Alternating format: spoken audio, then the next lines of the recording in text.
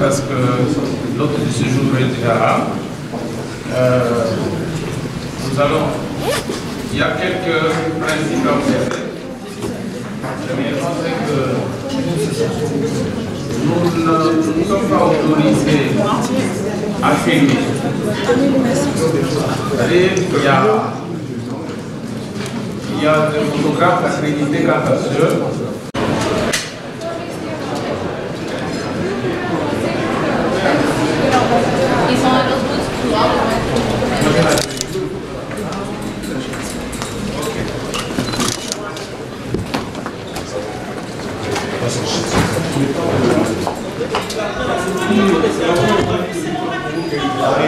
Elle arrive.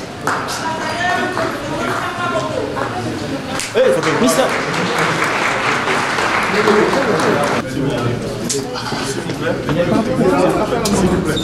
C'est que t'as le faire et tout. Merci beaucoup. Merci Malika.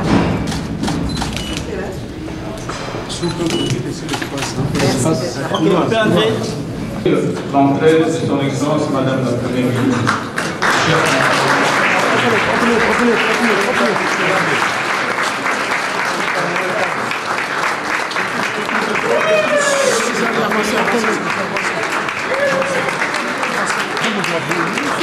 C'est bon empêcher le cameraman.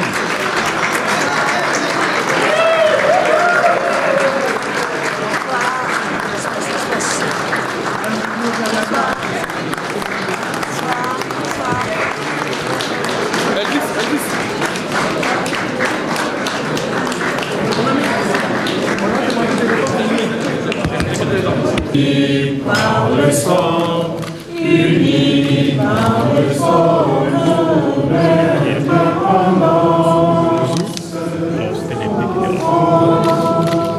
L'entend couper, c'est pour de bon, prenons le plus bel élan, dans la paix au peuple ardent.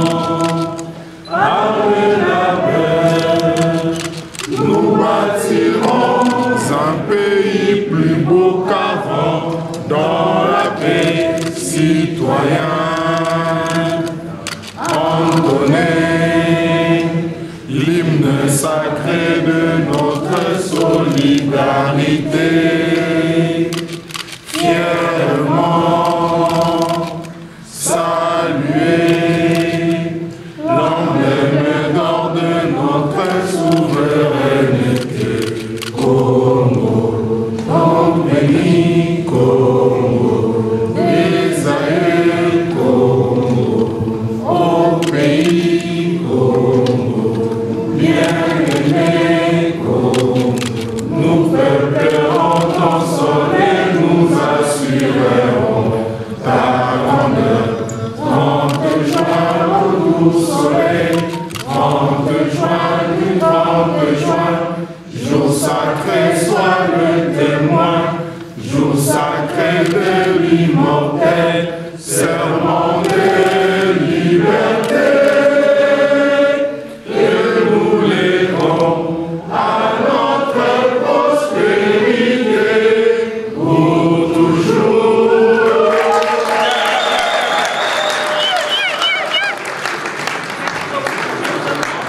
On va observer 1 minute de silence, s'il vous plaît. S'il vous plaît, chers amis, on va observer 1 minute de silence en mémoire des victimes des conflits à l'est de la République.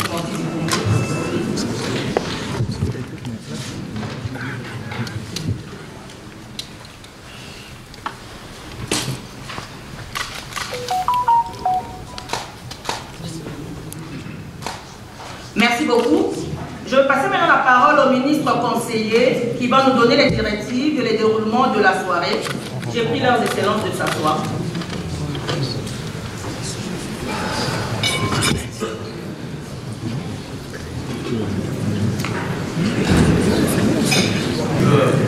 Tantôt, la mission de son excellence, monsieur l'ambassadeur Joseph Kaboro, ambassadeur de la RDC au Canada.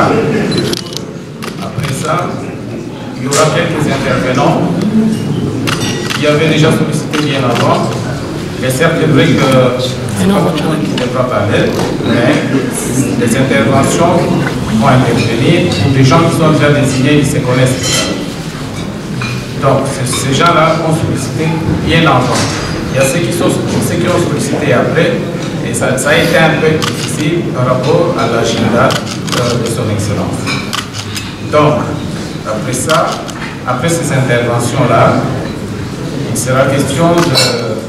Nous aurons le privilège extraordinaire d'écouter son excellence, Madame la Première ministre, chef du gouvernement congolais. Et après, ce sera juste deux questions, compte tenu aussi, comme je l'ai dit avant, de l'agenda de son excellence, Madame la Première ministre. Donc, ainsi, nous allons commencer par l'excellence, monsieur l'ambassadeur, pour ce mot de circonstance. Merci.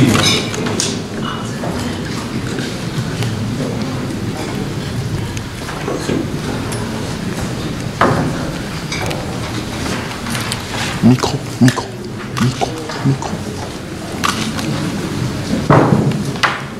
Excellence, Madame la Première ministre, chef du gouvernement, avec l'expression de ma très haute considération. Distingués invités, Mesdames et Messieurs, en vos titres et qualités respectives, c'est pour moi un grand plaisir de m'adresser à vous ce soir pour vous souhaiter très cordialement la bienvenue à l'occasion de votre visite de travail au Canada. Cette activité constitue une occasion pour la diaspora congolaise de présenter à votre Excellence ses civilités et une aubaine d'exprimer ses préoccupations quant à l'avenir de notre pays, de manière à requérir des informations à la source de la part de la responsable du gouvernement congolais dont l'action est impulsée par son Excellence Félix-Antoine Tshisekedi Tshilombo, président de la République, chef de l'État. D'aucuns peuvent se poser la question sur la présence de votre autorité sur les sols canadiens. Je dis tout de suite que votre présence témoigne du calibre des gestionnaires que vous êtes, c'est-à-dire une planificatrice avérée.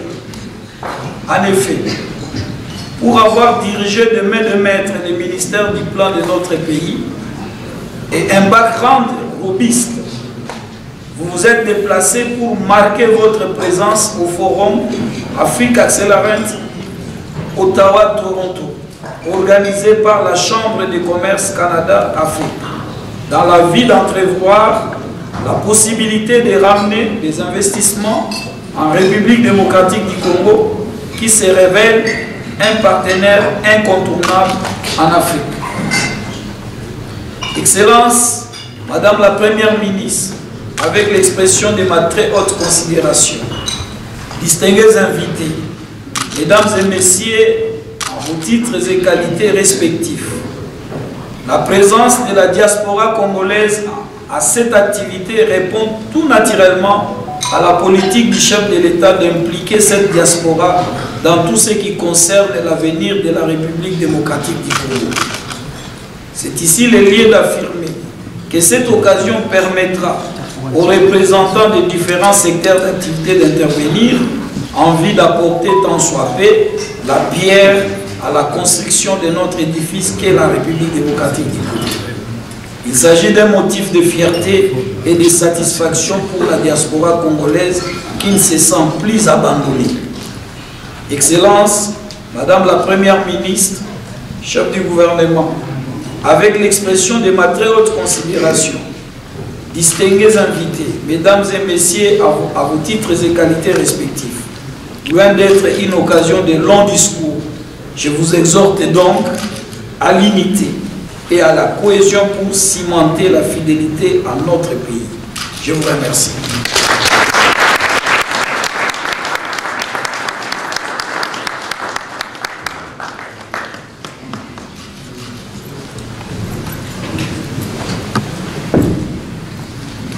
Merci beaucoup, Excellence, Monsieur l'Ambassadeur. Chers compatriotes, je veux maintenant appeler les intervenants que nous allons voir ce soir. Je vais commencer par les dames. C'est notre soirée. Première ministre Nabiso Mogo. Alors, je vais tout de suite appeler Madame Yvette Yende Acheri, qui va venir... ouais.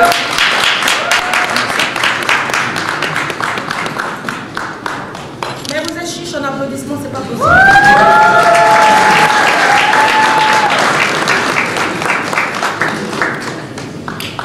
Alors, Madame Yvette est la présidente de la communauté congolaise d'Ottawa-Gatineau, mais elle va prendre la parole pour dire un mot au nom des femmes de la diaspora congolaise au Canada. Ma très chère.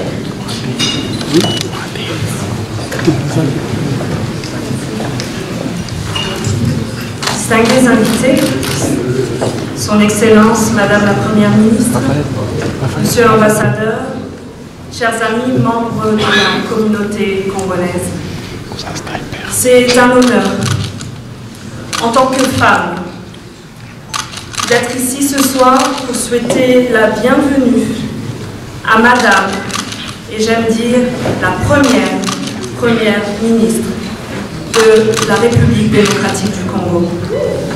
Est-ce que nous pouvons acclamer?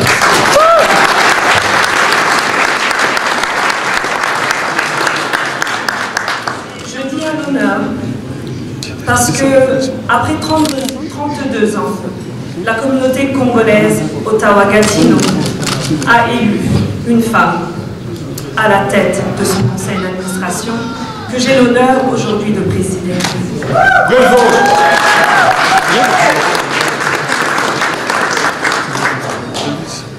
Je prends cette parole pour m'exprimer au nom de toutes les femmes.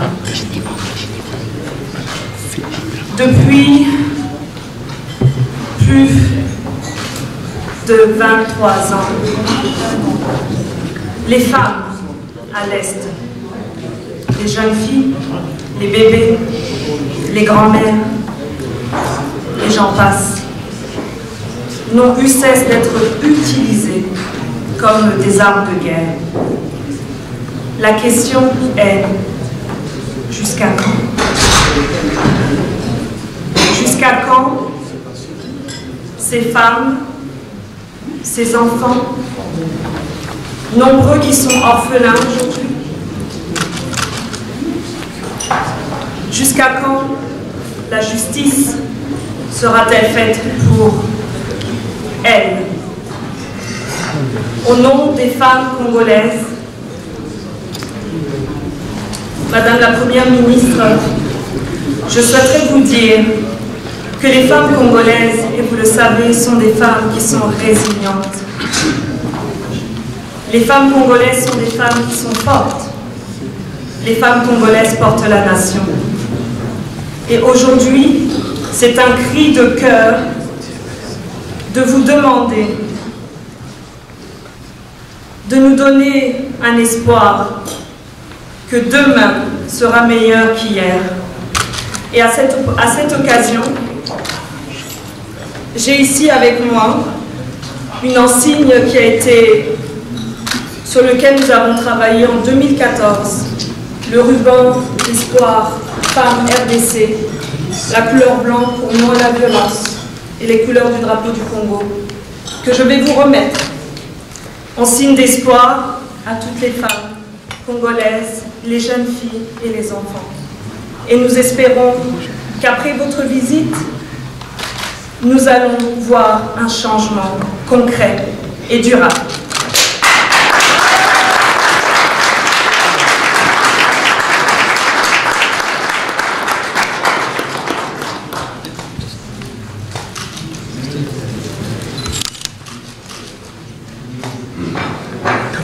Filémon. Filémon. Oh, zipping.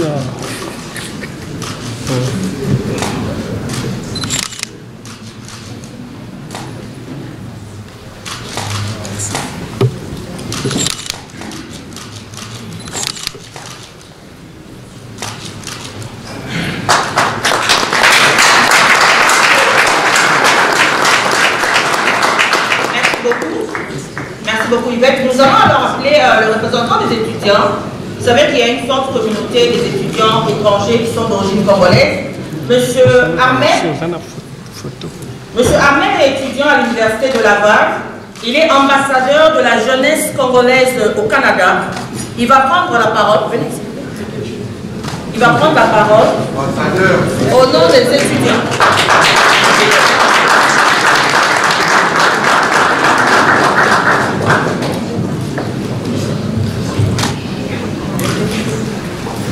Excellence, Madame la Première ministre, Monsieur l'ambassadeur, distinguées personnalités, chers compatriotes.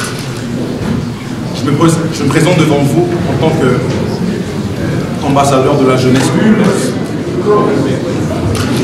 Je me présente devant vous en tant qu'ambassadeur de la jeunesse congolaise et conseiller administratif de la structure des réseaux des étudiants congolais au Canada. Aujourd'hui, c'est un moment exceptionnel, une occasion de témoigner nos réalités et nos défis.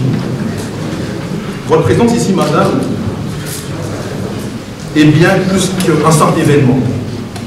Elle est une déclaration puissante qui transcende les frontières et témoigne de l'engagement du Congo envers ses enfants.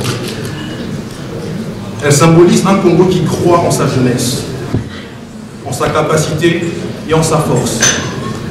Ce moment historique résonne en nous un écho de paroles inspirantes de Patrice Lumumba. Le destin d'une nation repose entre les mains de ses fils et ses filles. Nous, étudiants congolais, portons ce destin avec courage, bien que le chemin soit semé d'embûches. Madame, nos vies ici sont un combat. Nous faisons face à des frais de scolarité élevés, à des logements précaires et à un coût de vie qui met nos familles à rude épreuve. Nous vivons loin de nos racines, dans un environnement compétitif qui exige rigueur et résilience. Pourtant, malgré ces défis, nous avançons. En tant qu'ambassadeur de la jeunesse congolaise et conseiller du réseau, je suis ici pour témoigner de nos efforts collectifs. Nous travaillons sans relâche pour renforcer notre communauté et poser les bases d'un partenariat solide avec notre pays. C'est dans cet esprit que nous avons lancé plusieurs initiatives, notamment le recensement numérique des étudiants congolais, une démarche essentielle pour mieux comprendre notre diaspora et orienter des politiques adaptées. Ce recensement, appuyé par des outils modernes comme les codes QR et des plateformes numériques interactives, est plus qu'un simple exercice administratif. Il est une opportunité de connecter et de proposer de recueillir des informations des étudiants congolais. Ces données pourraient également servir à l'élaboration des politiques publiques inclusives, en partenariat avec notre ambassade et les institutions congolaises. Votre présence ici doit marquer un tournant. Ce n'est pas seulement une rencontre, mais le début d'une dynamique entre le gouvernement et sa jeunesse en diaspora. Madame la Première ministre, soyez notre porte-parole au niveau des autorités congolaises. Nous souhaitons aller au-delà de ce discours et poursuivre cet échange dans un cadre plus direct et plus fluide. Nous sollicitons à cet effet une audience avec vous et votre équipe dans le jour à venir. Cette rencontre nous permettra de discuter en profondeur de nos initiatives, d'exposer nos propositions et d'écouter vos orientations. En terminant, je tiens à vous remercier pour votre écoute et votre engagement. Ensemble, nous pouvons transformer nos rêves en réalité et bâtir un Congo où chaque enfant ici présent puisse bâtir un Congo fort et meilleur. Vive la République démocratique du Congo et vive la jeunesse congolaise.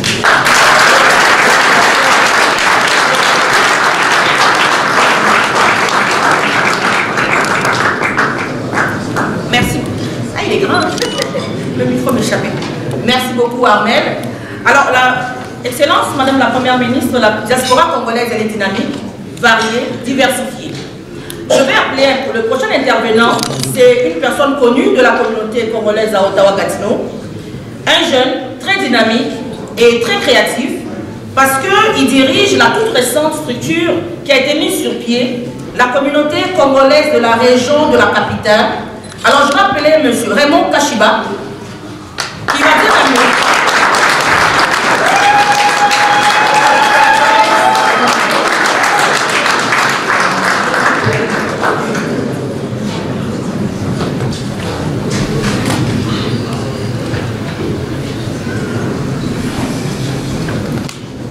Mesdames et messieurs, distingués invités, chers compatriotes, c'est avec une immense joie et une profonde gratitude que nous accueillons aujourd'hui pour la première fois à Ottawa la première ministre, Madame Judith Suminwa Tuluka, première ministre de la République démocratique du Congo. Votre présence parmi nous, Madame la Première ministre, est un honneur, un témoignage de l'importance que vous accordez à la diaspora congolaise au Canada. Madame la Première ministre, votre nomination historique en tant que première femme à occuper cette haute fonction est une source de fierté pour nous tous. Elle symbolise le progrès et l'engagement de notre nation vers une gouvernance inclusive et équitable. La diaspora congolaise au Canada est unie par un profond attachement à notre patrie. Nous suivons avec attention les développements en RDC et nous sommes prêts à contribuer activement au développement socio-économique et culturel de notre pays. Nous sommes conscients des défis auxquels la RDC est confrontée, notamment en matière de sécurité, de développement économique et de promotion des droits humains. Nous saluons les efforts de votre gouvernement pour y faire face et réitérons notre engagement à soutenir ces initiatives. La collaboration entre la RDC et sa diaspora est essentielle pour le progrès de notre nation. Nous espérons que cette visite marquera le début d'une coopération renforcée, facilitant les échanges constructifs et des projets communs bénéfiques pour tous. En tant que président du Conseil des représentations des communautés congolaises au Canada, d'ailleurs, je profite de l'occasion pour saluer la présence des différents leaders à travers les pays qui sont présents, que je rencontre ce soir, et en tant que président de la communauté congolaise de la région de la capitale du Canada, qui englobe Ottawa, Gatineau et les environs, Madame la Première ministre, la communauté congolaise est engagée. À travers la communauté congolaise, je m'engage à œuvrer pour renforcer les liens entre nos communautés et notre pays d'origine. Ensemble, nous pouvons bâtir un avenir prospère pour la RDC, mais aussi avec sa diaspora. C'est ici l'occasion, Madame la Première ministre, de vous remercier pour votre visite et votre engagement envers la diaspora congolaise. Nous saluons, nous souhaitons en tout cas un fructueux séjour au Canada et espérons que cette rencontre renforcera les liens entre les deux nations, le Canada et le Congo. C'est ici, Madame la Première ministre, si vous permettez, de vous inviter officiellement, parce que la diaspora congolaise aujourd'hui est engagée. Nous vous invitons l'année prochaine, ici même à Ottawa, à travers un forum économique bilatéral entre le Congo et le Canada, qui réunira les intervenants culturels, mais aussi des entrepreneurs congolais et canadiens. Les mêmes forums auxquels vous participez, mais cette fois-ci qui consacrera uniquement les participants congolais et canadiens. C'est les 28, 29 et les 30 juin 2025. Nous serons honorés de voir votre gouvernement y participer et voir la participation de la République démocratique du Congo. Merci beaucoup, Madame la Première ministre.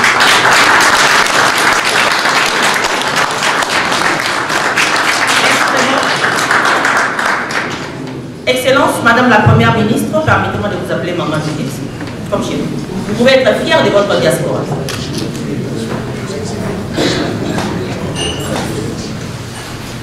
Je disais que vous pouvez être fiers de votre diaspora. La diaspora congolaise est la seule au Canada qui a réussi à mettre sur pied une structure pan-canadienne. Ce n'est pas moi qui le dis, c'est Affaires mondiales qui nous l'a dit. Nous sommes la seule structure ethnique qui a réussi à mettre sur pied une organisation à travers laquelle on peut joindre les communautés congolaises dans différentes villes. Alors je vais appeler le président de la communauté congolaise du Canada, M. Justin Baterania, qui va prendre la parole.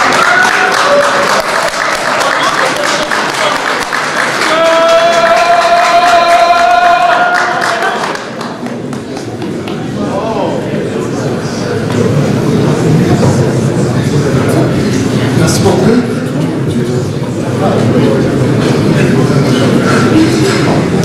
Honorable Premier ministre de la RDC, Madame Excellence l'ambassadeur de la RDC à Ottawa, chers compatriotes, distingués invités, Madame, Messieurs.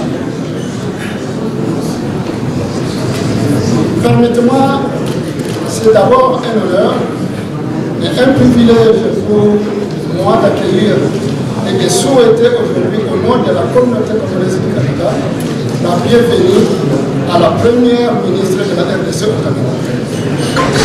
Permettez-moi d'abord, honorable Premier ministre, de vous présenter mes sincères félicitations pour votre nomination en tant que femme à ce poste privilégié longtemps réservé aux hommes. Bravo et vous avez notre soutien. Je tiens à remercier son Excellence ambassadeur de la RDC, M. Joska Kabongo, pour avoir initié et facilité cette rencontre. Cependant, le Canada est vaste et à lui-même est un continent. Beaucoup de nos compatriotes congolais et congolais qui vivent éloignés et proches auraient souhaité être à ce moment dans cette salle. Mais malheureusement, à cause de la distance géographique, fuseau horaire et raisons professionnelles, n'ont pas eu cette chance d'être présents avec nous. Mais du cœur, ils sont avec nous.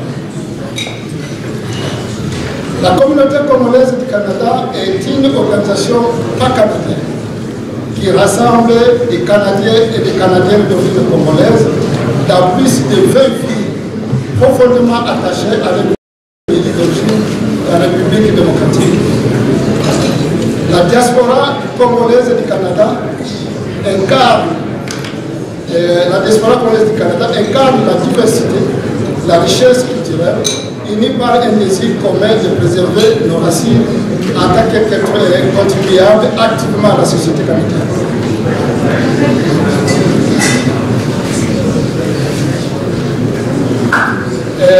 En tant que structure parapluie et phare de notre communauté, la communauté congolaise du Canada a pour mission de soutenir l'intégration harmonieuse des Congolais et des Congolaises du Canada, de favoriser les initiatives de développement durable en RDC, de renforcer la coopération entre les deux nations dans des domaines stratégiques tels que l'éducation, la santé, les infrastructures, l'économie, le développement, etc. Honorable Premier ministre, Excellence, votre visite symbolise un pont entre les deux nations, partageant des valeurs communes, la résilience, la solidarité et l'aspiration à un avenir meilleur.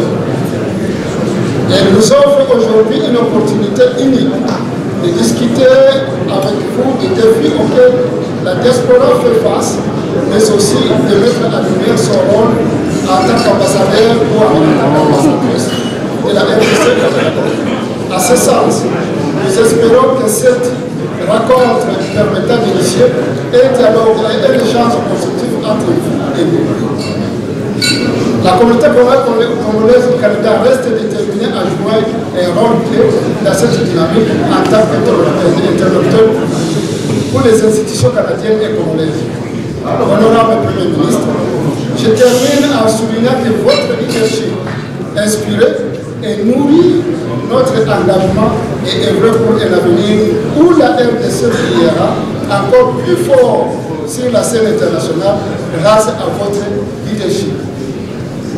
Nous vous remercions pour votre présence aujourd'hui, qui témoigne de votre écoute, de votre volonté de bâtir un pont solide entre la RDC et le Canada. Au nom de toute la communauté congolaise, nous vous disons bienvenue encore et merci pour votre séjour ici au Canada.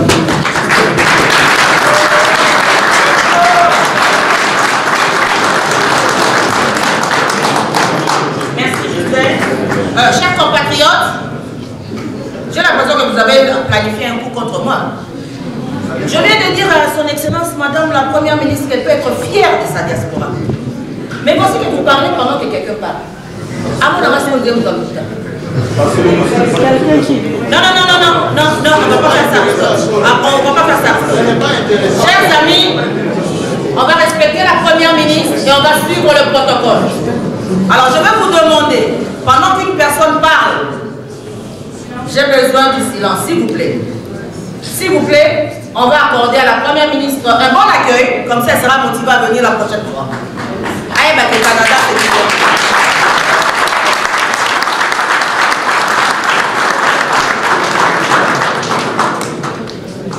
Son Excellence, Monsieur l'Ambassadeur, nous a motivés à l'unité. Il n'y a pas un Congolais qui est plus Congolais que d'autres. Alors on va respecter le protocole. Je vais continuer. Faut que ça en soit unité. Oh, maman m'a dit à quoi ça va. D'ailleurs, pour tout va déranger. Bon. Je vais appeler une figure connue, emblématique d'Ottawa. C'est un monsieur qui s'est très impliqué pour le changement dans notre pays et qui continue à le faire.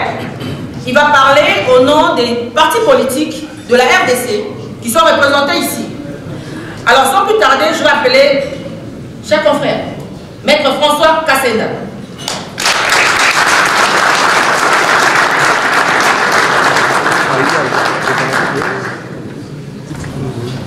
Excellente Madame la Première ministre, Excellente Madame la Première ministre, Excellence Monsieur l'Ambassadeur de la RDC, Mesdames et Messieurs, je m'appelle François Kassenda, je suis avocat et je prends la parole ici au nom de l'Union Sacrée Canada. Et je suis le président fédéral et représentant de l'UDPS au Canada.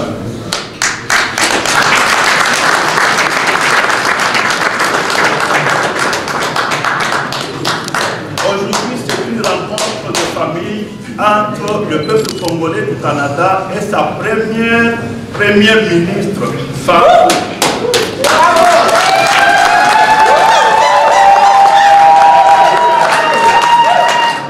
C'est une fête pour nous. Est-ce que c'est ça? Oui! Oui, c'est une fête. Est-ce que nous pouvons acclamer fortement?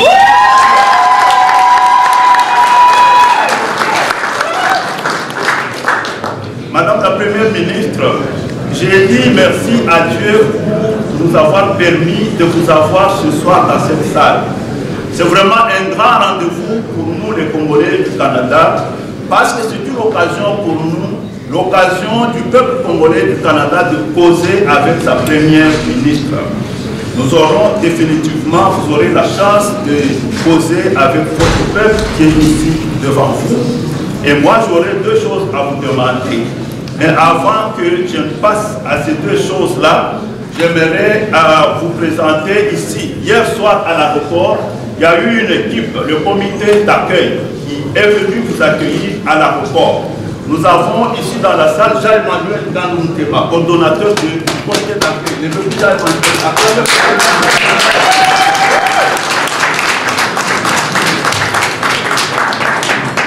Et nous avons, Excellence Madame la Première ministre, nous avons la Ligue des femmes de l'UDPS. La Ligue des femmes de l'UDPS est fortement représentée ici. Elle était hier à l'aéroport pour vous accueillir. Et nous avons Maman Julie Nyunga, la vice-présidente de la Ligue des femmes. Et la vice-présidente de la Ligue des femmes et une autre des membres de la Ligue des femmes, ils ont un petit cadeau à vous remettre, Madame la Première ministre, et un petit mot de remerciement pour votre venue à vous exprimer de vive voix.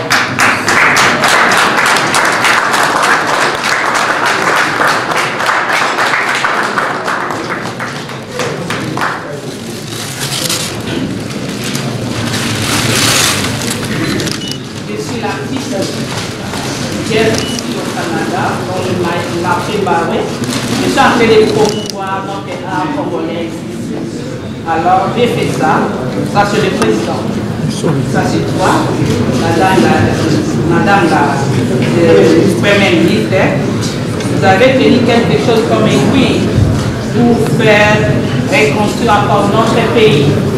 Et ici, on dit la femme sage bâtit la nation. Dans le Proverbe 14:1. Avec Dieu, nous ferons les exploits. Et nous comptons sur vous, nous sommes fiers de vous être première dame, ministre au Congo. Merci, c'est pour toi.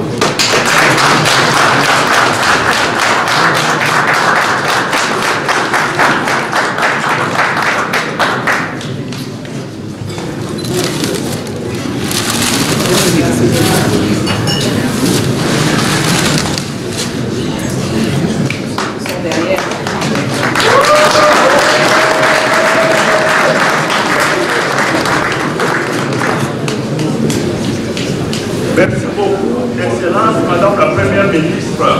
Madame la Première Ministre, le peuple congolais du Canada a voté massivement pour son Excellence Félix-Antoine Tshisekedi Tshilombo, président de la République démocratique du Congo, chef de l'État, à qui nous tenons à exprimer ici notre soutien le plus fervent et nous lui souhaitons un plein succès à la tête de la RDC. Ce peuple qui a voté massivement pour le chef de l'État a deux demandes à vous faire ce soir, Madame la Première Ministre. La première demande que nous avons, les Congolais de la diaspora ont besoin de la loi sur l'irrévocabilité de la nationalité congolaise d'origine. Nous ne pouvons pas...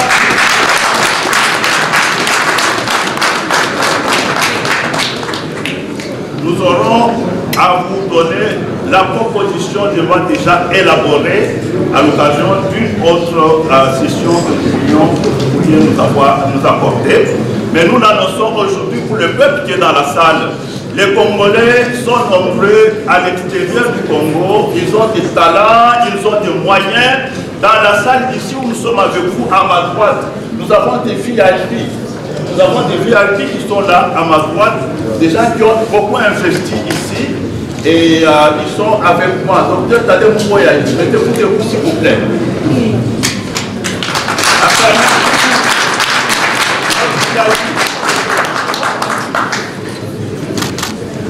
Excellence, Madame la Première Ministre, la deuxième demande que nous avons à formuler pour vous, c'est que, comme je venais de le dire, nous avons beaucoup d'investisseurs, des gens qui ont des moyens, beaucoup de talents et particuliers. Nous avons besoin de la création du ministère des Congolais de l'étranger. Et nous voulons que ce ministère-là soit confié à un membre de la diaspora. Nous allons mobiliser toutes les ressources congolaises à l'étranger pour reconstruire notre pays. Voilà les deux demandes que j'avais à vous présenter au nom de ce peuple qui est devant vous ce soir. Et je vous remercie, Excellence, Madame la Première Ministre.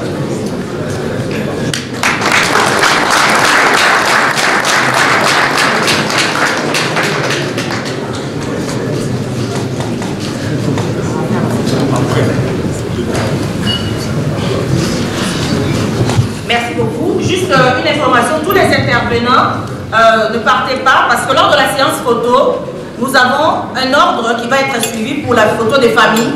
La Première Ministre prendra d'abord la photo avec les intervenants, ceux qui sont intervenus, et ensuite on aura des photos par groupe de 10. C'est très important de suivre l'ordre, sinon vous n'aurez juste pas la photo. Alors je vais appeler le ministre conseiller qui va nous donner la suite du programme et introduire le mot de son Excellence la Première Ministre. S'il vous plaît, ministre conseiller. Merci.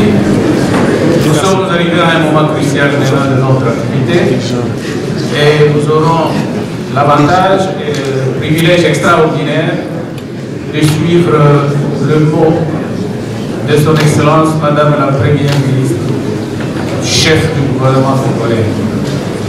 À ce moment, j'invite avec tout honneur, j'invite son Excellence à pouvoir prendre la parole.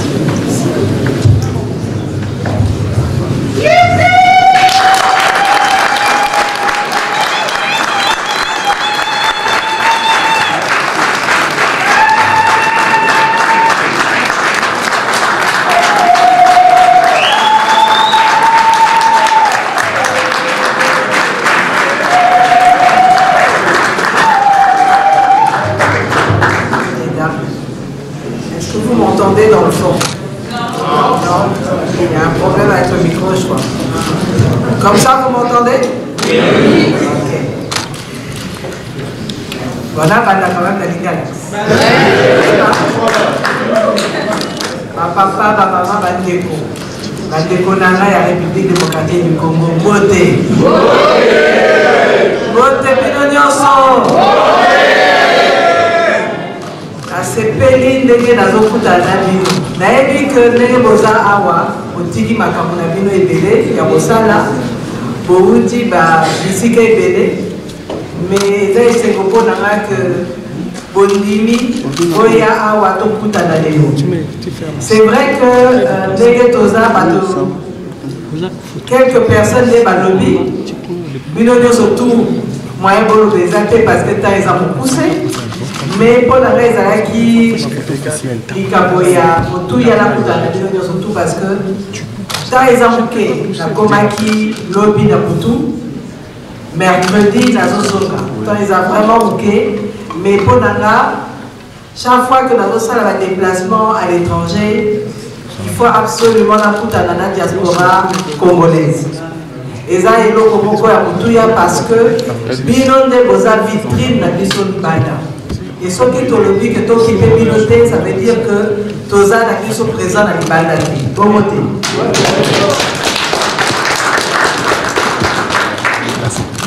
Bon, pour l'instant, on a suivi dans les cas. On a quoi d'autre que vous dites?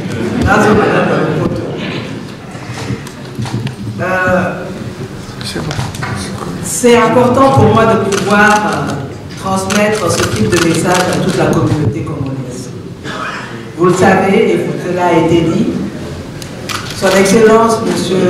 Félix-Antoine Tshisekedi, président de la République, a décidé le 1er avril 2024 de me nommer première femme, première ministre de la République démocratique du Congo. Comme je l'ai dit le jour de ma nomination, c'est une lourde responsabilité. Et c'est un travail que je fais avec mon gouvernement. Mais comme je l'ai dit, on a besoin de tout le monde. Tout le monde doit jouer sa partition. Vous, vous êtes ici à l'étranger. Je sais que ce n'est pas facile. J'ai vécu aussi à l'étranger. Monsieur le représentant des jeunes étudiants, je sais ce que vous traversez parce que je l'ai connu aussi. Je sais ce que c'est que d'être étudiante à l'étranger. Je sais ce que c'est que de devoir jobber pour pouvoir lier le debout. Je sais ce que c'est que de ne pas pouvoir payer à temps ses frais académiques. Tout ça, je le sais. Mais il faut, comme vous l'avez dit, persévérer et ne pas lâcher. Parce que si vous lâchez, ça veut dire que l'oko goyabosala awa la poto ou bien awa la Canada, c'est que vous pouvez qui a voté. Mes parents ont confiance, alors il faut s'accrocher parce que c'est le seul moyen pour avancer et arriver à quelque chose. Moi, ce que je voudrais vous dire, j'ai écouté, je répondrai aussi aux questions qui m'ont été posées, mais je pense que ce qui est important, vous êtes, et ça se voit déjà dans la salle et même par rapport aux différents intervenants, vous êtes une diaspora dynamique, mais une diaspora variée. Et c'est ça qui constitue la République démocratique du Congo. Toza Batu, il y a Nicolo de Nicolo, mais surtout, Toza c'est Otomoko, n'est-ce pas?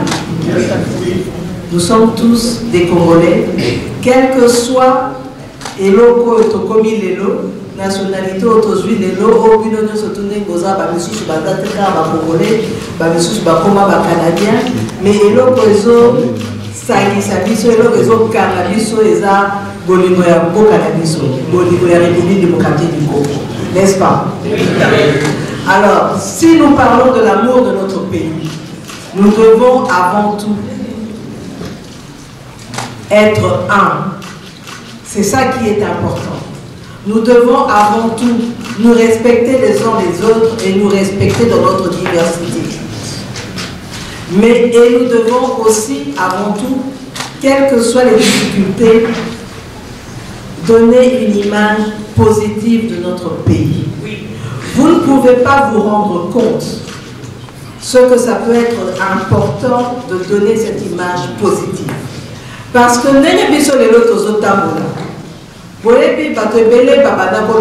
président de la République mais COP 29. Mais il faut voir, dans toutes les discussions, on parle de la République démocratique du Congo, pays solution, parce que, compte tenu de ce que nous avons, nous sommes aujourd'hui un pays sur lequel le monde doit compter. Et nous ne pouvons pas ne pas en tenir compte dans notre manière de nous présenter à l'extérieur.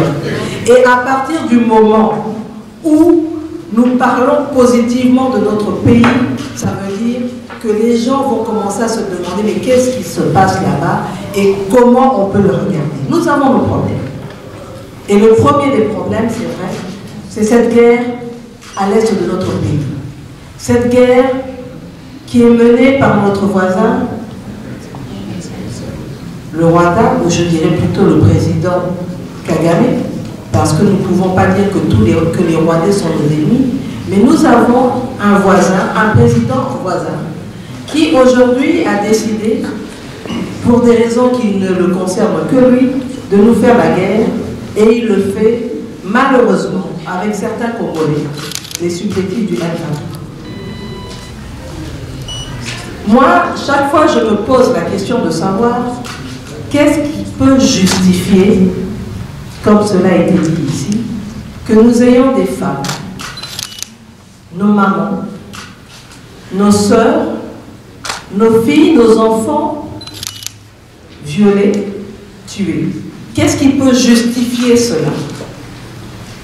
J'ai beau chercher, je ne trouve aucune justification à cela. Nos papas, nos frères, qui sont obligés aujourd'hui de prendre des armes pour pouvoir se défendre. Qu'est-ce qui justifie cela? Atakutu, toza na ba problème. Atakutu, eloko nini yango oyo tokori kondima kezala akakaboko.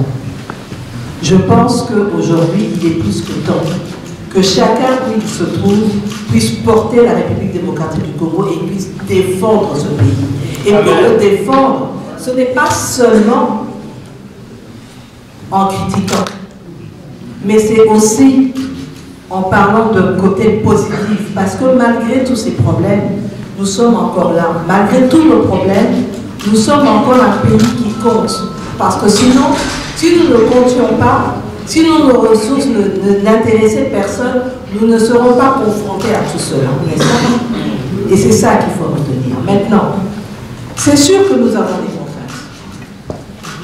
Nous avons nos problèmes. Dans un pays où nous sommes estimés aujourd'hui à 100 millions d'habitants, 60% de cette population est jeune, n'est-ce pas? Et ces jeunes aujourd'hui ont besoin de croire à l'avenir de notre pays, ont besoin d'avoir de l'emploi. C'est pour ça que déjà lors de son premier mandat, le président de la République a voulu mettre l'accent surtout sur la gratuité de l'enseignement. Pourquoi?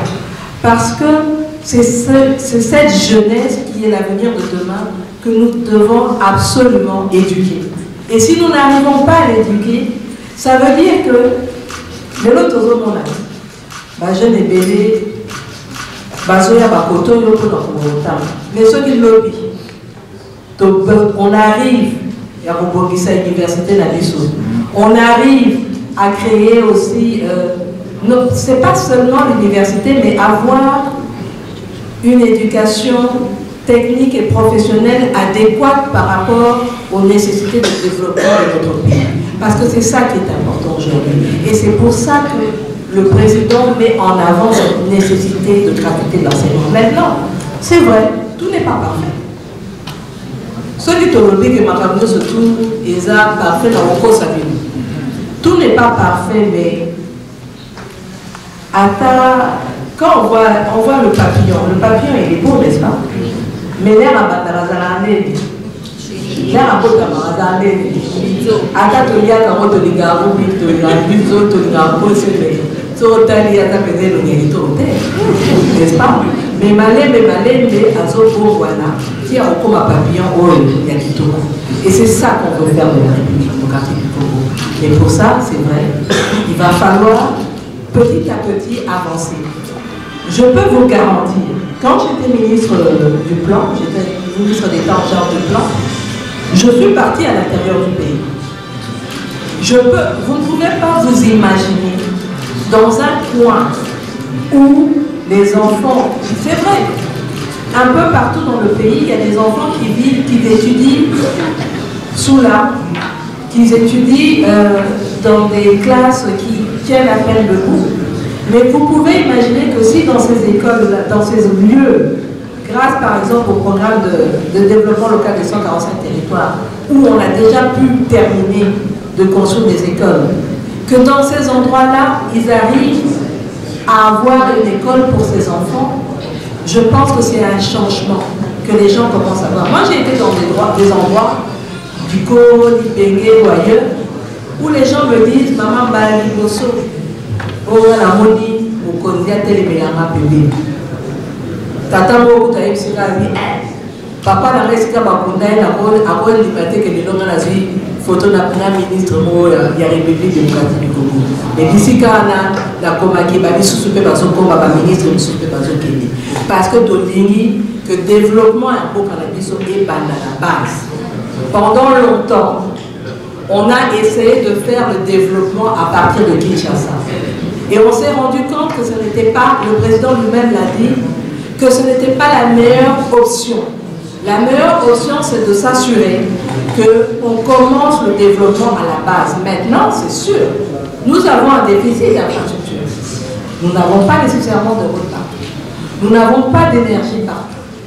Et ça, ce sont nos défis.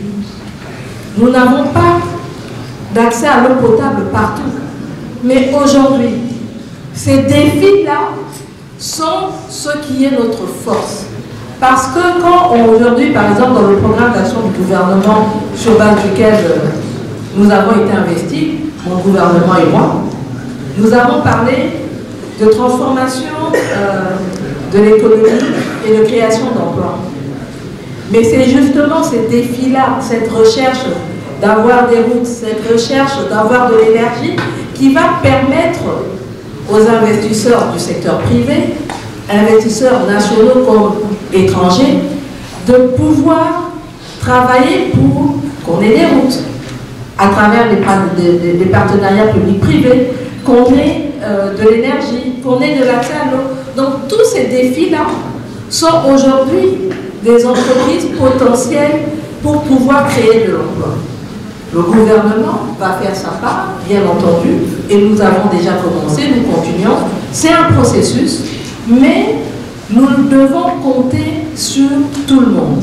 Raison pour laquelle, merci à monsieur qui me parle de ce forum pour l'année prochaine.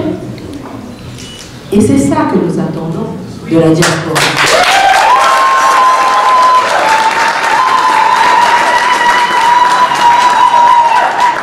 C'est de ça qu'il s'agit.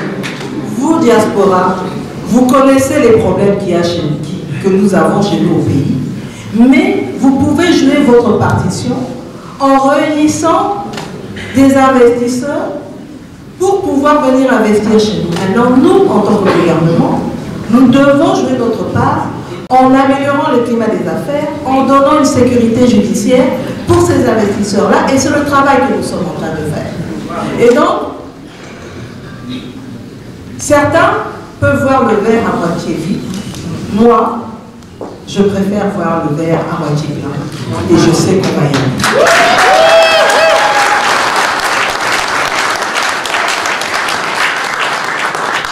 Alors, à quand la fin de la guerre?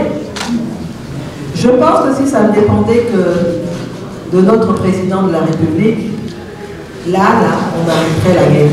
Parce que nous n'avons pas besoin de cette guerre. Si vous savez combien d'argent nous sommes en train d'investir dans l'armée, je pense que Il n'y a jamais eu autant d'argent pour reconstruire notre armée. Nous avons l'armée que nous avons équipée.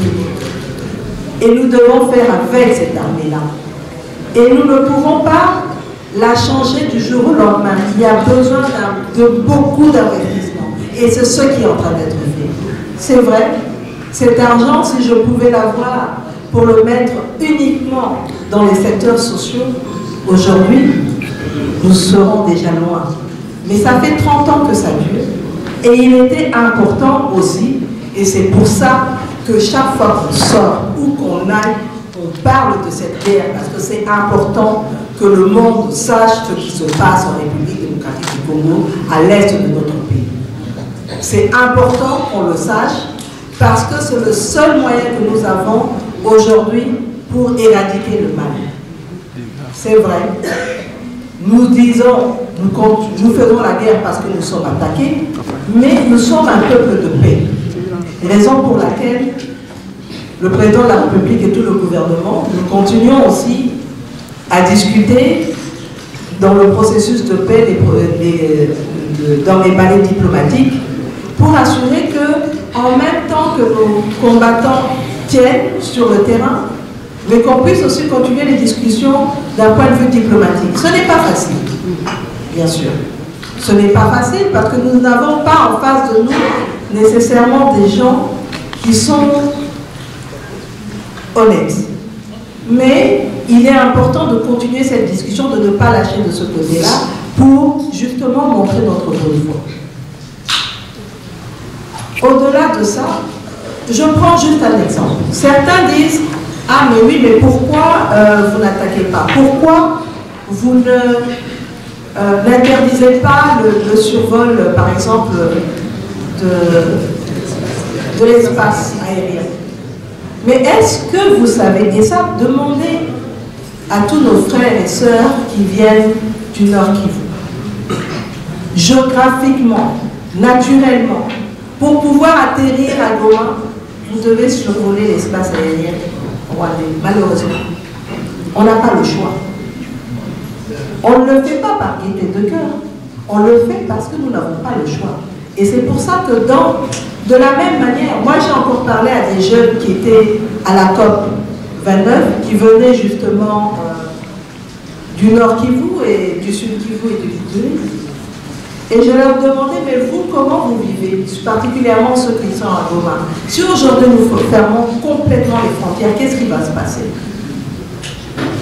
On se rend compte que nos populations sont interdépendantes. Et c'est ça le paradoxe. Nous avons quelqu'un qui mène la guerre chez nous, mais nous avons nos populations qui passent d'un côté et de l'autre. Autant nous dépendons d'eux que eux dépendent de nous. C'est pour ça que dès le départ, le président disait qu'il était important de pouvoir s'assurer d'avoir la paix avec l'ensemble des 9 pays frontaliers. Parce que nous ne pouvons pas passer notre temps à se battre contre ces 9 pays frontaliers. Nous avons une bataille à l'interne, la lutte contre la pauvreté. Et c'est ça qui est important.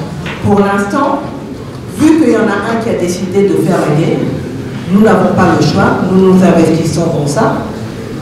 Et quoi qu'on pense, quoi que certains pensent, on va y arriver. Et d'une manière ou d'une autre, cette guerre se terminera parce que nous n'accepterons jamais de nous laisser abattre par les ennemis du peuple congolais. Donc, qu'on le veuille ou qu'on ne le veuille pas, cette guerre, elle s'achèvera et nous l'achèverons. Et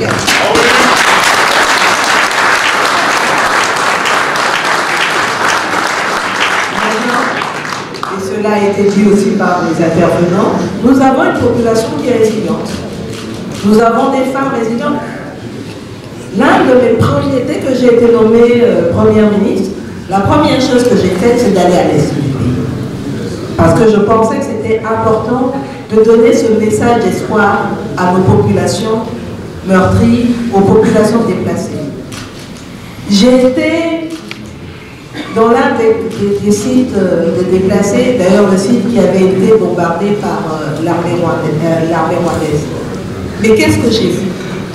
Malgré toutes les souffrances, je vois des femmes qui commencent un petit commerce. Ça montre la résilience de la femme congolaise, qui est une femme battante. Et cette femme-là, nous devons continuer à la soutenir. Nous devons continuer à l'aider. Nous devons accepter qu'il y ait des Congolais qui se permettent de faire l'apologie de nos ennemis. Je ne peux pas accepter qu'il y ait des Congolais qui puissent relayer dans les réseaux sociaux ce que ces gens-là disent sur nous. Ce n'est pas acceptable.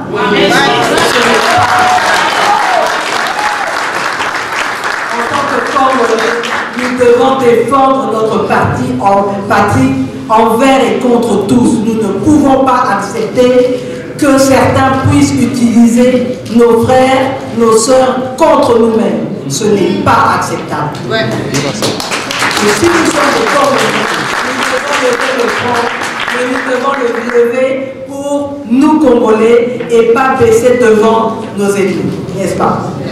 Et donc pour vous, je vous demande, s'il vous plaît, continuez à porter haut les couleurs de notre pays. Continuez à, même si c'est difficile, ne vous laissez pas embarquer par ces gens qui pensent que ça n'ira pas. Ça ira un jour. Et le grand problème que nous avons, c'est que si demain la RDC se redresse, nous serons à craindre pour toute la sous-région. Et certains ne veulent pas le voir. Et nous savons que si aujourd'hui, demain, nous devenons aussi beaucoup plus forts que nous le sommes aujourd'hui, nous serons un havre de paix pour la sous-région. Amen.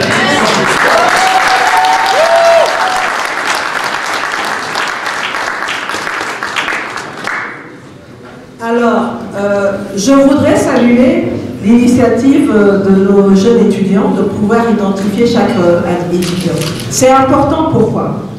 Non seulement c'est important parce que ça permet avec l'ambassade de pouvoir savoir qui est où et fait quoi, parce que ça nous donne aussi un profil des étudiants qui sont ici, et ça permet aussi de commencer à travailler sur le devenir.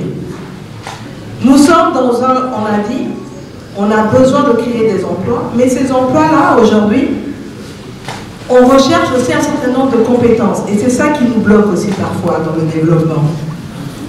Nous avons beaucoup d'économistes, beaucoup de juristes, mais quand on va, par exemple, dans l'ingénierie, aujourd'hui nous sommes un pays avec un haut potentiel minier, mais nous n'avons pas de géologue, par exemple, en tout cas pas assez. Donc, dans un certain nombre de métiers, on se rend compte que nous avons une certaine carence. Et il est important aujourd'hui, et d'ailleurs c'est le travail qui a été demandé, notamment au ministère de la formation professionnelle et au ministère du Travail et Emploi, pour pouvoir définir le type de métier que dont nous aurons besoin dans les prochaines années. Comme ça, ça permettra aussi de définir le profil d'études que nous devons avoir après le secondaire. Parce que ça va être important. Si nous voulons créer de l'emploi, mais quel type d'emploi nous voulons créer? Il n'est pas question de continuer à avoir des filières qui ne sont pas porteuses. Et ça, c'est vraiment important de pouvoir analyser la question pour pouvoir avoir de meilleures ouvertures que ce que nous avons actuellement. Bravo. Donc moi, je vous encourage.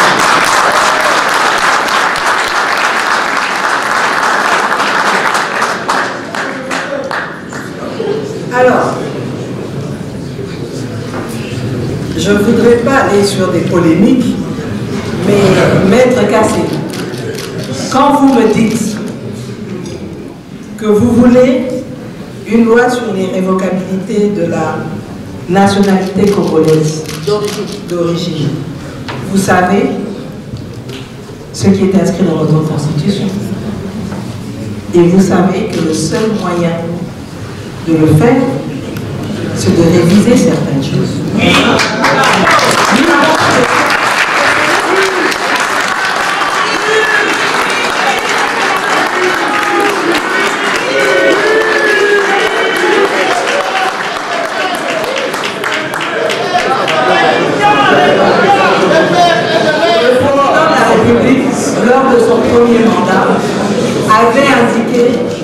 il était important de pouvoir tenir compte de cette problématique-là.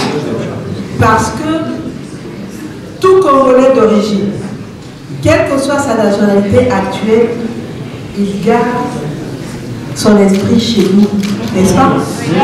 Et il est important de donner l'opportunité à ces Congolais-là de pouvoir rentrer au pays, de pouvoir jouer leur rôle en ne perdant pas cette nationalité. Et c'est pour ça que quand on dit notamment qu'il y a besoin de réviser certains aspects de la Constitution, certains articles, il s'agit bien de cela. Je pense que le président de la République hier, il était à Lubumbashi. Il a bien dit clairement qu'il ne s'agit pas de lui de briguer à choisir une dame, mais il s'agit pour lui de voir comment amender un certain nombre d'articles parce que le monde évolue. La RDC, la République démocratique du Congo, évolue et il faut absolument pouvoir aujourd'hui faire les ajustements nécessaires. Quelqu'un me disait encore aujourd'hui que même la Constitution américaine, elle a des amendements, n'est-ce pas? Donc on ne peut pas penser qu'en voulant se développer, il faut tout changer. Tout changer, je n'en sais rien. Le président de la République a dit qu'il allait mettre en place pour l'année prochaine un comité avec des gens d'une certaine expertise, et je pense que ce sera une expertise variée, pour justement analyser et voir qu'est-ce qu'il faudrait changer.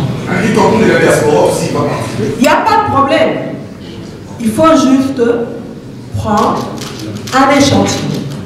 Et ces gens-là vont plancher sur la problématique et c'est eux qui feront des propositions et ensuite on va analyser. Mais non, ça ne sert à rien aujourd'hui de faire un procès d'intention quand rien n'a encore été décidé sur la manière dont cette révision va pouvoir se faire. Donc il faut que ce travail se fasse au préalable et ensuite on verra ce que ça pourra donner. Ok? Alors, la question des investisseurs, oui, comme je l'ai dit, nous voulons développer la République démocratique du Congo, mais nous ne pouvons pas développer notre pays uniquement avec des investissements publics. Ça va être très difficile. Et d'ailleurs, quand on regarde dans le monde, la majorité des pays qui se développent parce qu'ils mettent l'accent sur le secteur privé, n'est-ce pas? Alors, pour nous, comme je l'ai dit aussi, c'est important de pouvoir assurer une certaine sécurité pour ces investisseurs-là. C'est pour ça que nous travaillons sur l'amélioration du climat des affaires.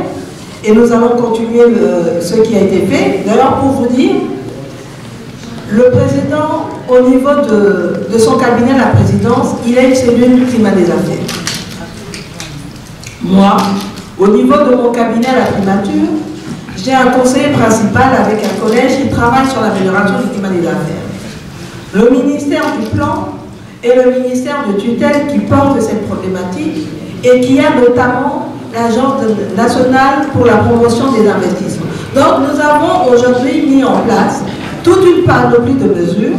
Par exemple, nous avons aujourd'hui une loi avec un certain nombre de textes d'application pour le partenariat public-privé et nous avons même une unité de coordination du partenariat public-privé qui permet de faire les analyses par rapport à tout investissement qui arrive pour voir comment ce partenariat-là devrait se faire pour ne pas léser ni l'État congolais ni le partenaire qui vient investir. Et je pense que c'est vers ça qu'on va devoir aller. Maintenant, entre-temps, il y a quand même un travail à faire. On l'a dit, par exemple, nos fonctionnaires. Nous sommes en train de travailler pour l'amélioration aussi des conditions de travail de nos enseignants, de nos professionnels du secteur de la santé, de nos fonctionnaires. Et cela, on ne peut le faire qu'ensemble. C'est pour ça que nous avons eu toute une série de commissions paritaires avec bancs syndicaux et bancs gouvernementales pour les différents secteurs.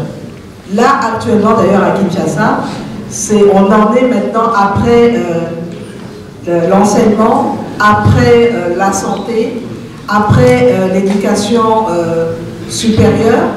C'est maintenant le tour de ce qu'on appelle le régime général au niveau des fonctionnaires. Nous, ce que nous voulons, c'est de pouvoir améliorer les conditions de travail, les conditions de rémunération de nos fonctionnaires. Mais en même temps, il y a un travail à faire aussi. Parce que nous devons aussi assainir le fichier. Nous ne pouvons pas continuer à payer des gens qui sont des fictifs, par exemple. Et il y en a encore. Malgré qu'on nettoie, il y en a encore. Donc, comment voulez-vous, si nous continuons à avoir un certain nombre de fictifs, qu'on puisse mieux canaliser la masse salariale et pouvoir améliorer? Tant que nous n'avons pas un contrôle clair de ce qui se passe, ça va être très difficile. Et c'est le travail que nous faisons, mais nous le faisons conjointement avec les syndicalistes, parce que si nous le faisons seuls, nous n'y arriverons pas non plus. Et c'est pour ça qu'on dit que nous continuons à travailler ensemble. Avec les commissions paritaires, les gens se sont mis d'accord sur un certain nombre d'engagements de la part du gouvernement, déjà pour le dernier trimestre de cette année, et pour l'année prochaine, nous allons continuer. Mais encore une fois, c'est un processus. Parfois, les gens ont tendance à oublier tout le bien. Judith Soumilwa-Toulouk, en tant que première ministre, n'a pas une baguette magique pour changer les choses du jour au lendemain. Nous commençons, nous avons hérité de ce que nous avons hérité. Il y a un travail qui a commencé au cours du premier mandat du président de la République, et nous consolidons ce qui a été fait et nous continuons. Et j'espère qu'à la fin de ce second mandat, on pourra vraiment voir des changements. Et c'est ça que nous recherchons. Il n'est pas question pour nous juste de se dire qu'on est là. Bon, là, le monde est là.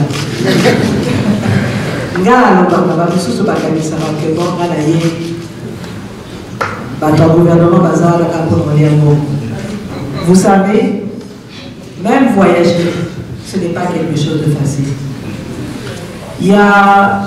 J'étais à Bangkok. Je suis rentrée de la COP29 jeudi matin.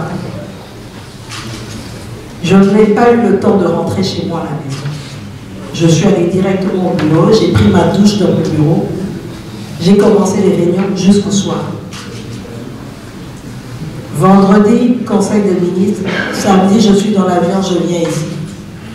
Mercredi, je rentre, le vendredi, je serai à Goma, le samedi à Bounia, et ensuite, je dois partir au Maroc pour justement aller vendre le pays, pour pouvoir attirer les investisseurs. Le travail que je suis en train de faire, que je vais faire ici, à Ottawa, je vais aller le faire au Maroc.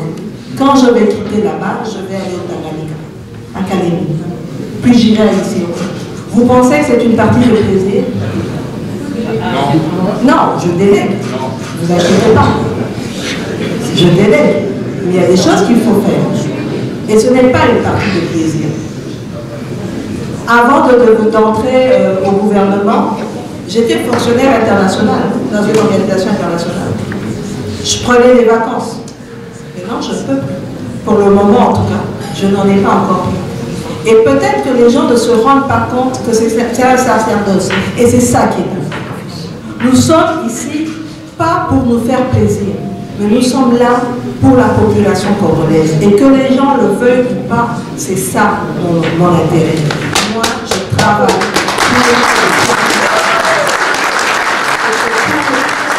la confiance que m'a donnée le chef de l'État.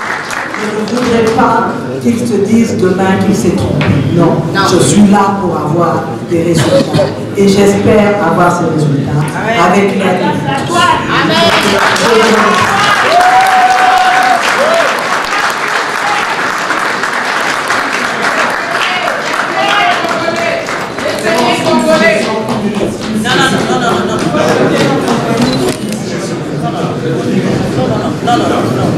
C'est pas moi l'organisateur. Merci beaucoup. Nous sommes dans un moment solennel. humanité, au pays, il y a certains principes, il y a certaines règles, dont le facteur temps. Vous avez compris que nous avons commencé bien notre activité et nous sommes vers la fin, nous sommes tenus par le temps.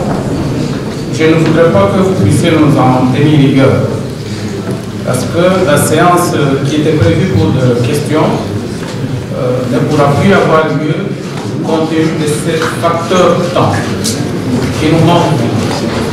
Donc, nous allons passer à une autre étape qui consistera à la prise de photos qui sera coordonnée par Madame Aguirre, qui va aller après ça. Merci beaucoup. Mais non, s'il vous plaît. On prend le temps de travailler pour faire un programme pour que ça arrange tout le monde. Madame, ne faites pas ça. Parce que ça ne se fait nulle part. On est au Canada, tu ne peux jamais faire ça à une autorité canadienne. Ça ne se fait pas. Merci, Excellence, Madame la Première ministre. Chers amis, un peu de calme, s'il vous plaît. On a fini notre soirée. Non, c'est pas un parlement, il n'y a pas d'émotion. On a fini. Alors, je vais vous expliquer comment on va procéder. Non, je suis très poli, je suis juste ferme. Alors, je vais juste expliquer. Je vais expliquer comment on va procéder. Sinon, Maman ministre va partir. Écoutez-moi, la salle a été jouée jusqu'à 18h30. Mais son Excellence, Maman la Première ministre, est d'accord pour qu'on fasse la séance des photos. C'est la dernière période, la séance des photos. Le programme que nous faisons est un programme approuvé par son Excellence, Monsieur l'Ambassadeur. Donc, si vous avez des plaintes, vous pouvez communiquer à l'ambassade. Alors, voilà comment nous allons procéder pour les photos. Je vais appeler les intervenants. Les personnes qui sont intervenues vont venir devant et le responsable de la presse de la primature va prendre les photos. Madame Yvette Yédéchir, s'il vous plaît. Monsieur Raymond Kashiba. Monsieur Justin Materania. Ahmed. Et Maître François Kassenda. Venez vous mettre s'il vous plaît et on va prendre la photo avec son Excellence. Et Monsieur l'Ambassadeur. S'il vous plaît. Avec les drapeaux.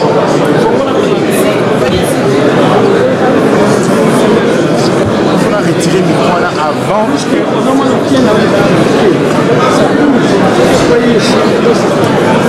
Excusez.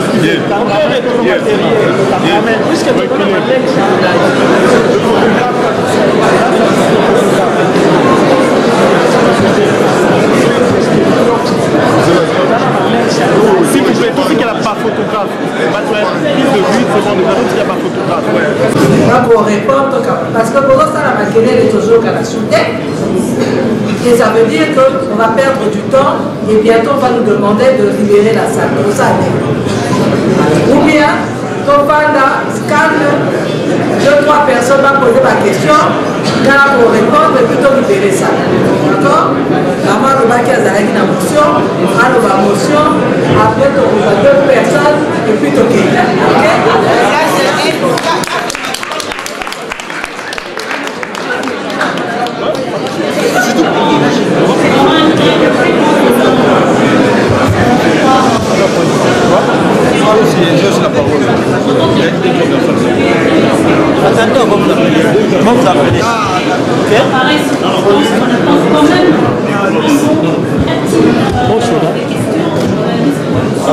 Micro, on voyait tout ce monde. On n'entend rien.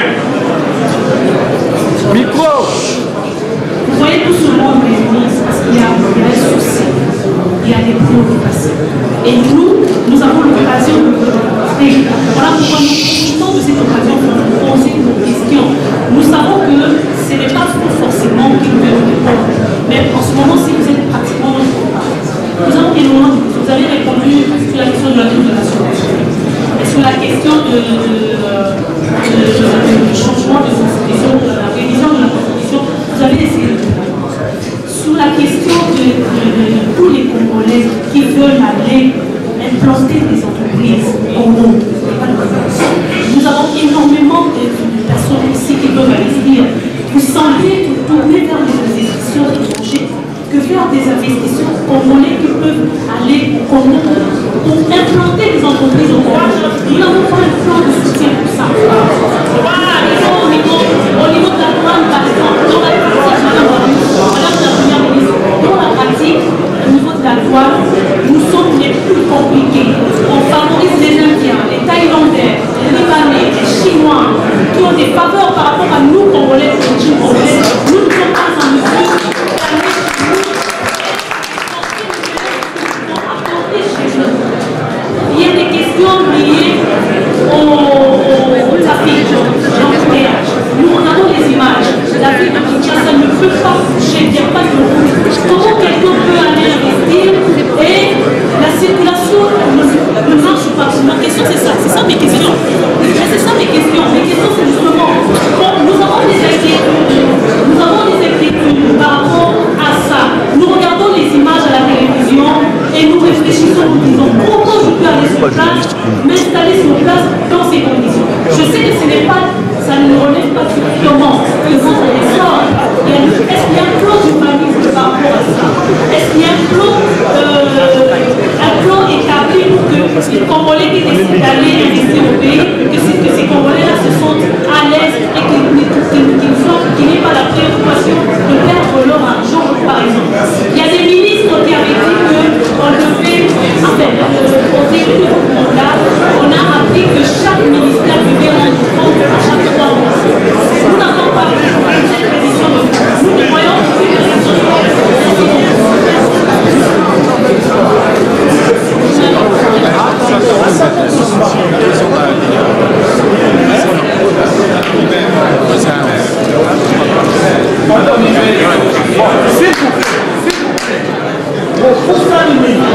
Est-ce que pour qu'on madame,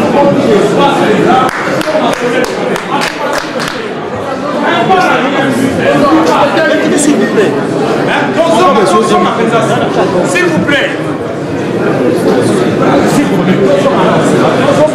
Le micro, attendez.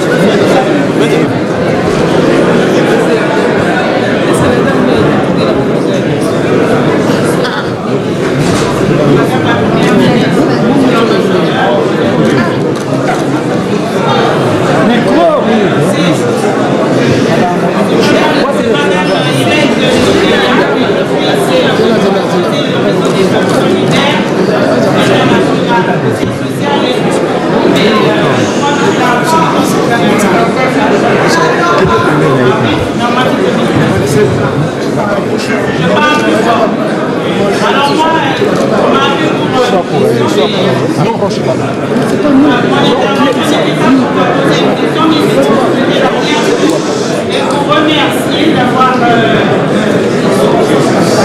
remplir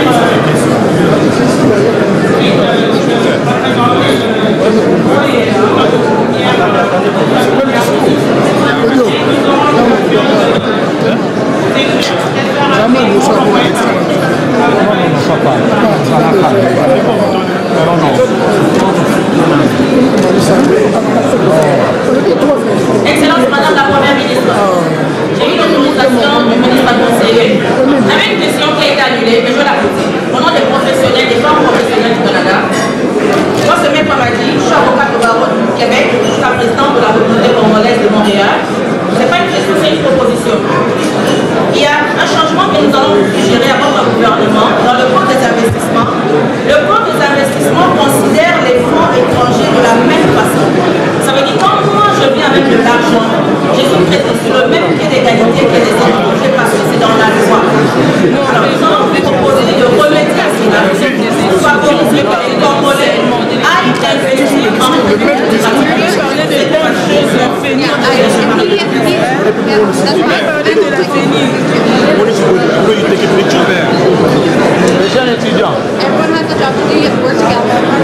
Merci beaucoup, Excellence, pour la parole.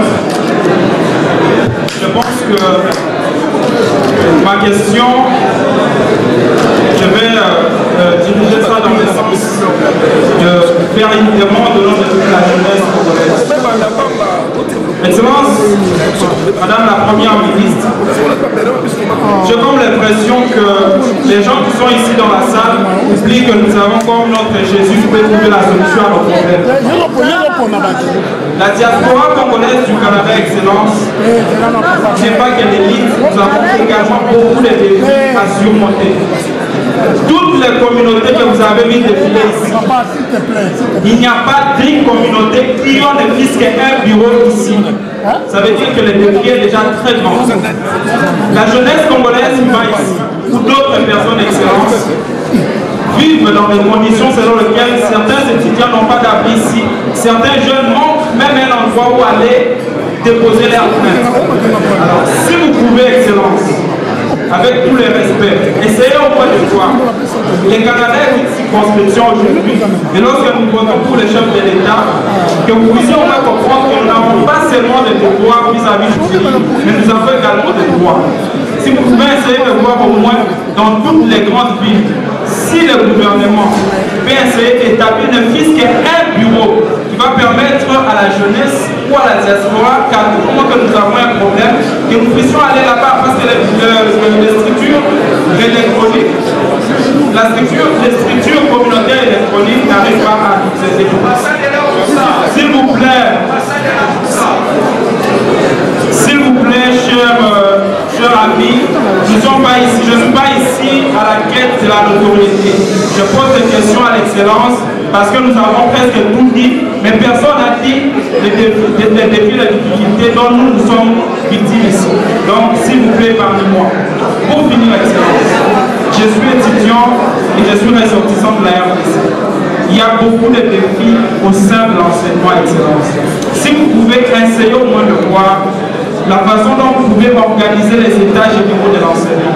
À l'université de Kinshasa, pour moi, j'étais étudiant, l'enseignement est presque parti à l'excellence.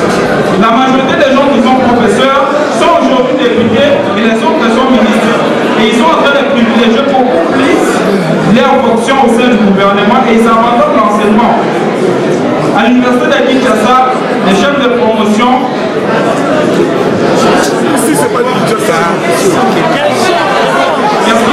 Excellence, ma demande était celle-là. Si vous pouvez essayer au moins de revoir comment équiper nos communautés culturelles.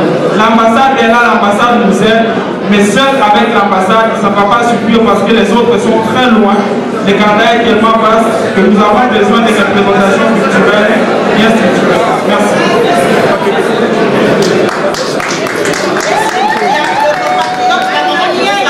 Qui pose sa question. La maman, vous avez demandé qui pose sa question. Venez poser votre question.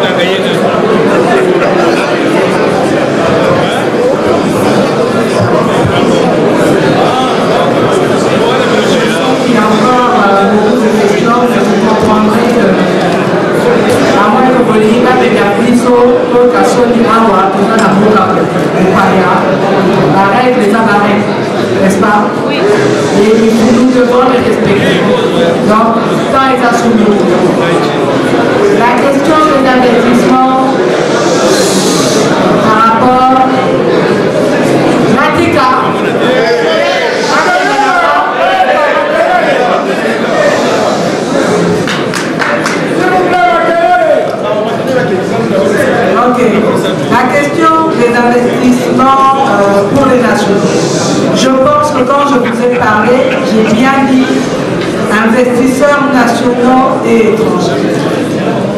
Et c'est sûr qu'il est important aujourd'hui de voir comment donner un certain nombre d'avantages aux nationaux. C'est pour ça que nous avons notamment la loi de la sous-traitance et autres.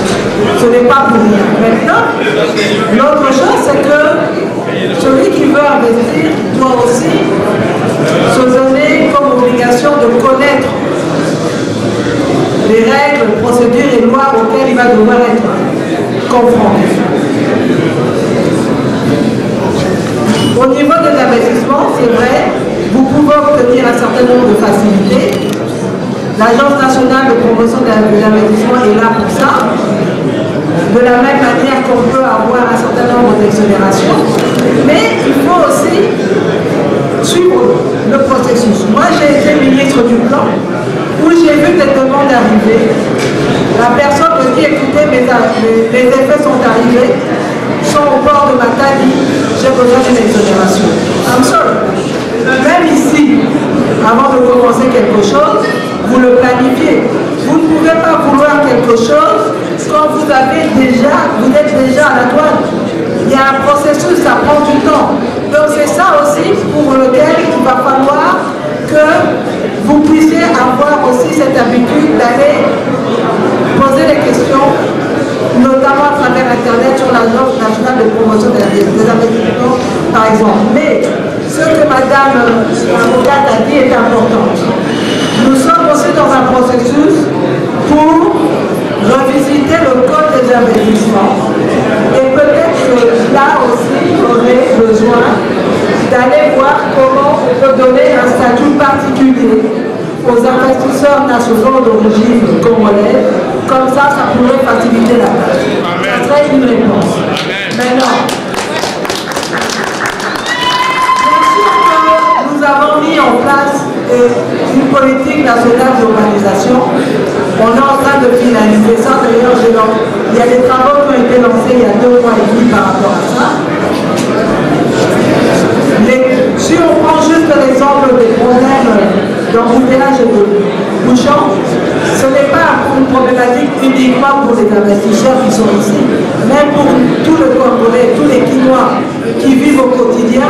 Cette question est un problème que nous sommes en train de résoudre. Et donc, c'est sûr que aujourd'hui en RDC, nous avons, à Kinshasa en tout cas, nous avons des routes qui existent depuis les années 60, mais entre-temps, nous avons une population qui a augmenté et c'est normal qu'on ait ce genre de perturbation aujourd'hui. Donc, l'idée est non seulement de pouvoir gérer le trafic. Pour gérer le trafic, il va falloir mettre de la discipline, il va falloir travailler sur les routes principales et les routes secondaires. Le travail a commencé, on va continuer sur ça. C'est le seul moyen que nous avons. Bien sûr, il y a d'autres, évidemment, la signalisation, etc. Tout ça va arriver parce qu'il y a un plan qui existe, mais ça ne peut pas se faire du jour au lendemain. Ce qui a été essayé d'être fait pour le moment, c'était de voir comment essayer de canaliser les différents flux, et c'est peut-être comme ça qu'on pourra avancer. Bon, quand personne ne m'écoute, je crois que je vais m'arrêter là.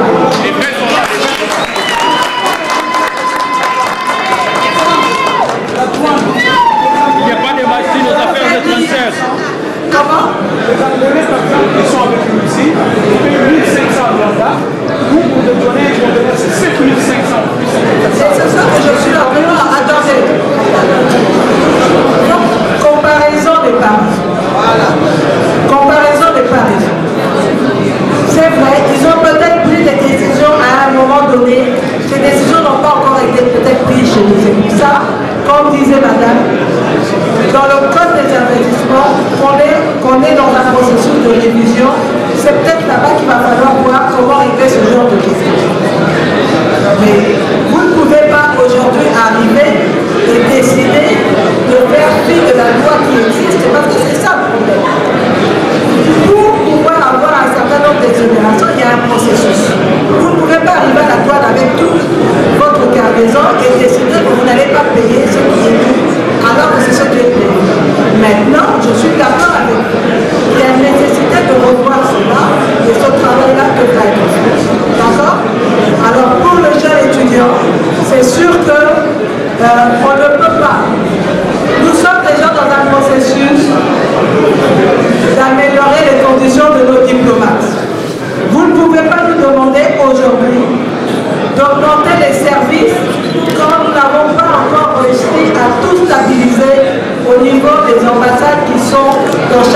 grande ville. Maintenant, n'oubliez pas non plus que l'ambassade est là pour ça.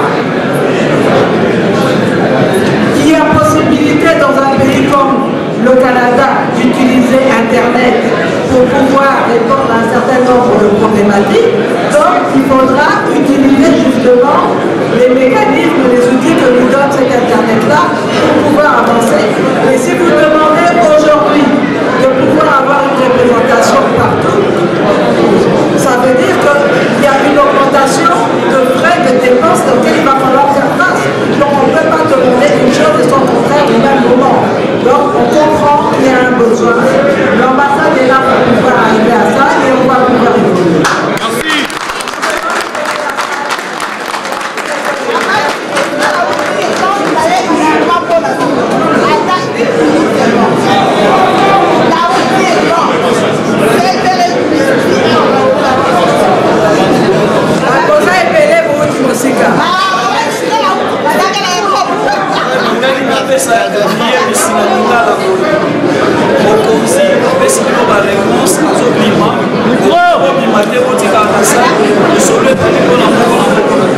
Merci beaucoup.